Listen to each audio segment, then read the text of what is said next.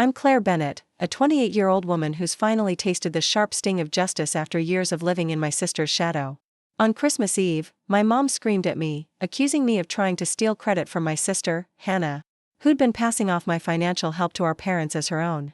I'd been quietly sending them money for months, but when I tried to tell the truth, I was branded a liar, until the truth came crashing down, exposing Hannah's deception in front of everyone. This isn't just about a holiday fight, it's about clawing your way out of invisibility, standing up to family favoritism, and finding your voice when no one believes you. Stick with me through this roller coaster of betrayal and redemption. It's a story that'll grip you to the end, and if you've ever felt like the overlooked sibling, it'll hit you right in the heart. Growing up in our small town home, I was the younger of two sisters, always trailing behind Hannah, who's now 30. Our parents, Susan, 55, and David, 58, gave us a comfortable life, new clothes, warm meals, a roof over our heads. But emotionally, I was starved for their attention. Hannah was their golden girl, the one who could do no wrong. Mom would gush over her piano recitals, Dad would beam at her every word, while I was lucky to get a distracted nod for my straight A report cards. It wasn't that they didn't love me, they just didn't see me the way they saw her. I'd spend hours practicing my sketches or writing stories, hoping for a sliver of their pride, but my efforts faded next to Hannah's glow. By the time I was a teenager, I'd stopped trying, accepting I'd never measure up to their perfect daughter. It wasn't abuse, not in the obvious sense. If Hannah got a new jacket, I did too. If she went to summer camp, so did I. But their affection was lopsided. When I'd share a poem at dinner, Mom would murmur, "That's nice," while Hannah's latest debate win sparked a 20-minute celebration. I'd act out as a kid, slamming doors or sulking, desperate for them to notice me, but it only made them sigh, calling me dramatic. Hannah, meanwhile, soaked up their adoration and grew into a master manipulator. She'd charm teachers and friends, but I saw her other side, petty, entitled, always needing to be the star. She'd borrow my clothes without asking, then act like I was the selfish one for complaining. We weren't close, I kept my distance, tired of her games, while our parents stayed blind to her flaws, praising her as responsible no matter what. Our cousin, Mia, 27, was different. She'd visit during holidays and saw through the family dynamic. When we were teens, she'd pull me aside, saying, "You're just as amazing as Hannah, Claire. Don't let them make you feel less." Her words were a lifeline, but they couldn't erase the hurt of being second best. Mom tried to bridge the gap, hugging me a little tighter or slipping me extra dessert, but she never challenged Dad's favoritism. He dismissed my achievements with a shrug, while Hannah's smallest wins were framed like trophies. I carried that weight into adulthood, always feeling like I had to prove I was enough. 3 years ago, our parents hit a rough patch. Dad's hardware store was struggling, and Mom's part-time teaching job couldn't cover the bills. They never asked for help, but I could see the stress in their tired eyes during visits. In July, I started sending them $500 a month from my savings as a graphic designer. I didn't want fanfare, I just wanted to ease their burden. I told Hannah in confidence, thinking she'd appreciate it, and asked her to keep it quiet. "No need to make a big deal," I said. She nodded, promising to stay silent, and I trusted her. That was my first mistake. By Christmas, I'd sent 6 payments, cutting back on my own expenses, fewer coffees with friends, no new clothes, skipping trips I'd planned. I was okay with it, thinking I was helping my family. But Hannah had other plans. She'd been telling our parents she was the one sending the money, basking in their gratitude while I got nothing but criticism. They'd snap at me for small things, like forgetting to call or arriving late to dinners, while Hannah was their hero. I didn't know the full extent of her lie until Christmas Eve, when everything unraveled. It was a chilly night, the living room aglow with our twinkling tree, the air thick with pine and cinnamon. Just me, Mom, Dad, Mia, and the tension simmering beneath the festive cheer. Hannah was out grabbing candy, leaving us to set the table. I mentioned casually that I'd sent another payment that week, hoping for a simple acknowledgement.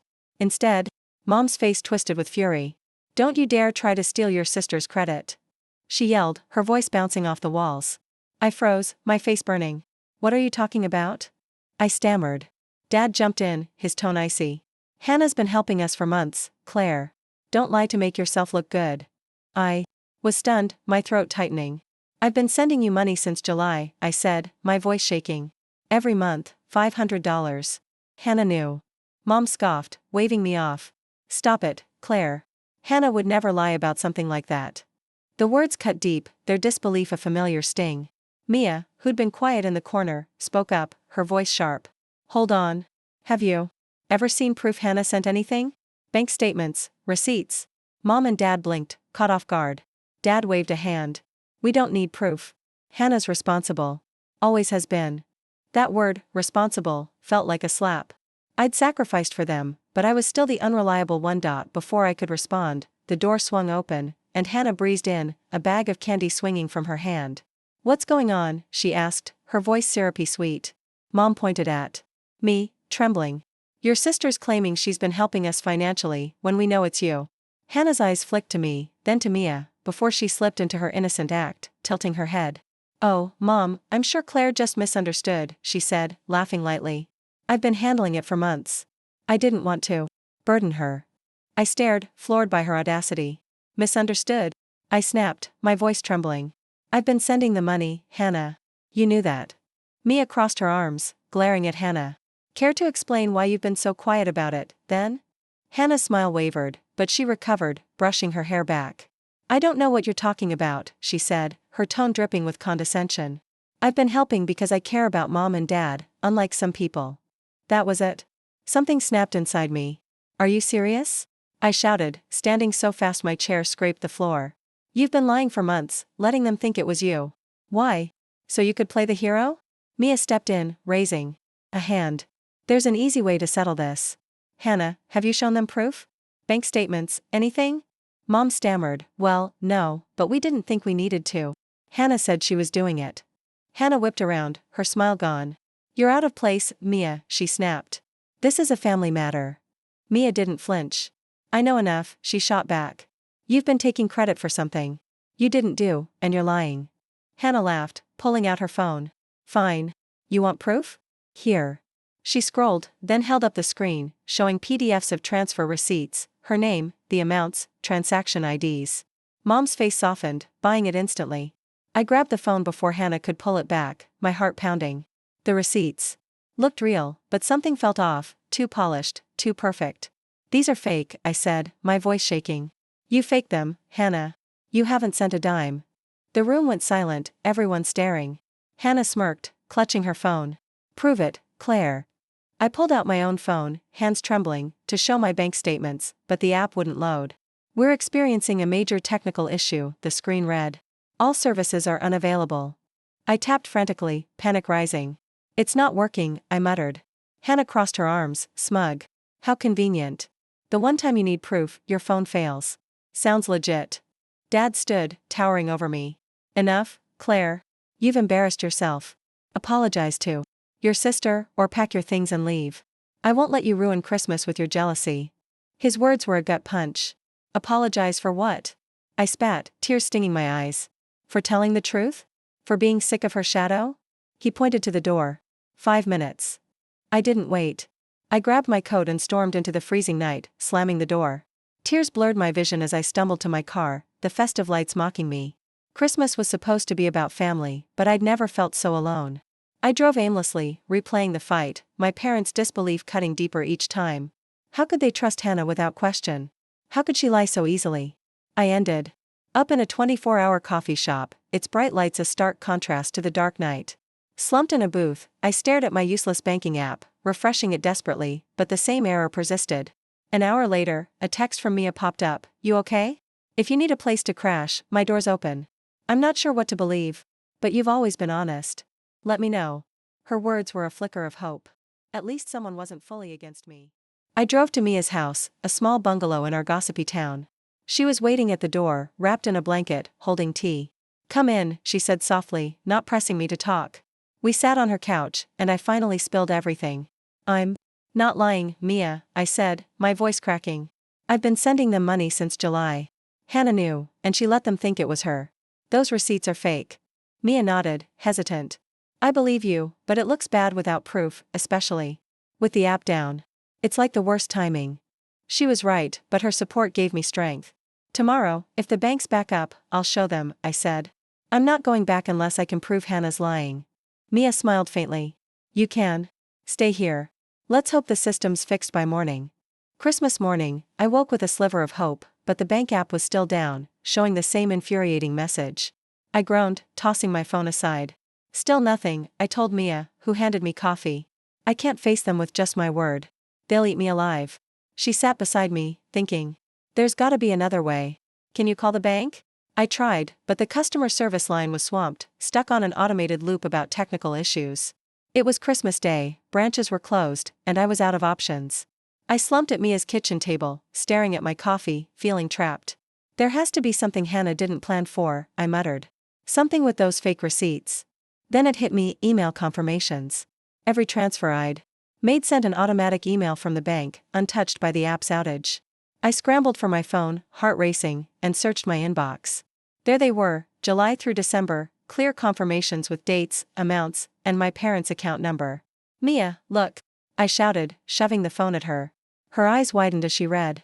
You've got her, she said, grinning. She can't talk her way out of this. Relief and resolve surged through me. I'm going to that house, I said, but only with this proof. If she denies it, I'm showing everyone. I felt foolish for not thinking of the email sooner, but Mia squeezed my arm. You were overwhelmed last night. Don't beat yourself up. You've got it now. Her words steadied me as we drove to my parents' house, the cheerful wreath. On their door, a cruel contrast to my mission. Mom opened the door, her face tight. So you're back, she said sharply. Hannah leaned against the wall, smirking. Here to apologize, Claire, she taunted. I forced a meek smile. I just want to celebrate Christmas with family. No drama. Mom eyed me but let me in. Hannah whispered as I passed, took you long enough to crawl back. I clenched my fists but stayed calm, biding my time, the house filled with relatives, cousins, aunts, uncles, oblivious to the tension. I played along, smiling faintly, waiting for Hannah to strike. At dinner, she didn't disappoint, clearing her throat dramatically. We need to address last night, she said, glancing at me with a smirk. It was tough for me. I never thought Claire would accuse me of lying. I've been sending Mom and Dad money for months, never asking for praise. And for her to call me a liar? It's heartbreaking. Her voice trembled, tears glistening, and whispers spread. Relatives glared at me, Mom nodded, wounded. You didn't deserve that, Hannah, she said. We've always known you're the responsible one. I gripped my phone under the table, heart pounding. This was my moment. Enough, I said, standing, my voice calm but firm. Every head turned, some shocked, others annoyed. I've been sending the money since July. I don't need speeches or praise, but when Hannah claimed it was her, I had to speak up. And now I can prove it. I held up my phone, showing the emails. These are bank confirmations, straight from my account, with dates and amounts. Hannah scoffed. Anyone can fake emails. My receipts are from the app, real proof. I didn't flinch. If you're so sure, let's check the dates. Mom, Dad, did you verify Hannah's receipts? I bet they don't match mine. They shifted, uneasy. Dad admitted, we didn't check. We trusted her. Trusted her without question, I said, my voice sharp. But you can check your ATM statements. They show account numbers for every deposit. Hannah's smirk faltered. Fine, she snapped. I've got nothing to hide. Mom hesitated. It's Christmas. Do we have to? Yes, I said firmly. We do. Dad grabbed his coat, and we drove to an ATM in tense silence. At the machine, he pulled up the transaction history, matching dates to my emails. July, August, September, every deposit showed my account number, not Hannah's. Mom's face paled. It's Claire's account, she whispered. Every transfer came from her. Hannah had faked her receipts, banking on no one checking it back at the house. The mood was heavy. Relatives murmured as we walked in, and Hannah was by the door, grabbing her coat, her face flushed. Hannah, Dad said, stepping forward. We checked the statements. It was Claire's money. You lied. Gasps rippled through the room. Relatives exchanging awkward glances. Some shuffled out, mumbling goodbyes. Hannah's facade cracked. Fine, I lied, she shouted, tears streaming. Claire said in July she didn't want a fuss, so I thought, why not let them think it was me? They already see me as responsible. Her words hit like a punch. I trusted you, I said, my voice shaking. I thought you'd support me. Instead, you made me invisible again. Do you know how humiliating this was? Hannah softened. Briefly but turned defensive. They'd never believe you over me, she said bitterly. I didn't think it'd blow up like this. Mom stepped forward, trembling. Why, Hannah? We'd have been grateful to either of you. Why lie? Hannah didn't answer, storming out, the door slamming. Silence fell, heavy with her absence. My parents turned to me, faces etched with regret. Claire, Dad said, his voice heavy. We owe you a huge apology. We should have listened, and we didn't. We're sorry. Mom's tears fell. We've been unfair to you for so long. This was inexcusable. We'll try to make it right. Their words stirred mixed feelings, relief, but also years of hurt. I appreciate it, I said quietly, but this doesn't fix everything. It'll take time. They nodded, and for the first time, I felt they saw me. The night ended quietly. The house empty of guests, just us three sitting in the aftermath. It wasn't the Christmas I'd dreamed of, but the truth was out, and I wasn't the villain. I'm still processing, but I'm done living in Hannah's shadow. This fight gave me my voice, and I won't let it be silenced again. If you've read this far, I hope it resonates. You can stand up, claim your truth, and find strength, even when family doubts you.